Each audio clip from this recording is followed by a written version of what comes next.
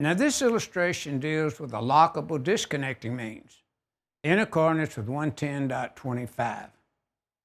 Now how this section came about is that each article dealt with disconnect requirements for different types of equipment, such as compressors, motors, heating and equipment, other equipment that required a disconnecting means, industrial machinery. So what they wanted to do, the code panel, was to provide one section that would be a one-stop section that would cover all disconnecting means of equipment in most every case. And so they provided in the NEC 110.25. Now, reviewing the notes, let's look at the note 1 first. The disconnecting means shall have a locking means in place with or without the lock being installed and present is outlined in 110.25. Then the note number 2 says, well, now for cord and plug connected equipment, the exception would allow the cord and plug to serve as a disconnecting means in accordance with the 110.25 exception. Now, note 3 says the cord and plug connection locking provisions shall not be required to remain in place with or without the lock being installed in accordance with the exception.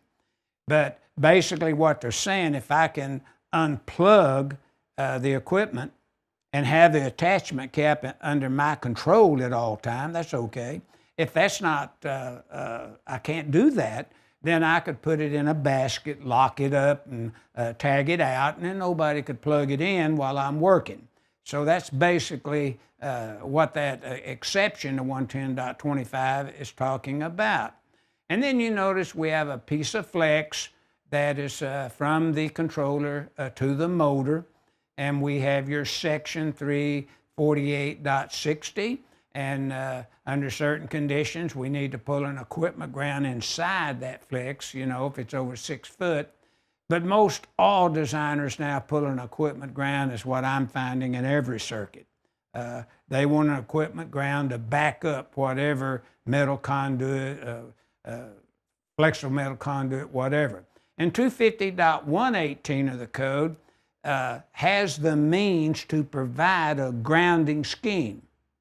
250.119 gives the identification or the color coding of the insulation on the grounding means if it's present. The controller there is sized by 430.83A1, and it has to be equivalent to the horsepower of the motor.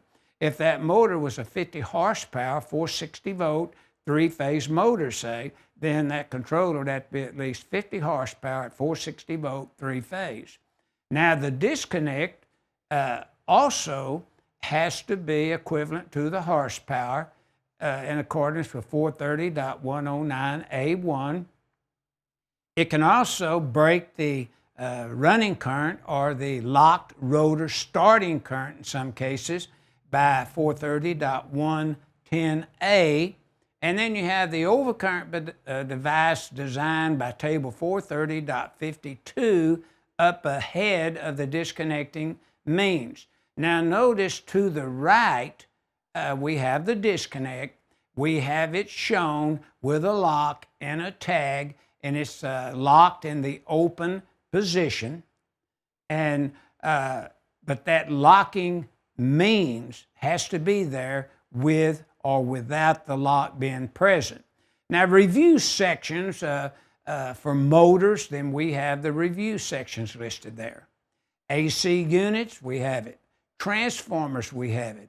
Outside feeders, which is important, we have to go to 225.52C for disconnects for feeders, but they have to comply with 110.25. Look at all the sections for motors. The horsepower, the running current, lock rotor current disconnecting, the location of the disconnect, all that's right there. But to provide the locking means, you'd have to go to 110.25. Look at the AC unit, 440.14. It'll tell you where it's located within 50-foot bird's eye view, route of travel, say. But it's still, the disconnect has to meet 110.25, the same for transformers.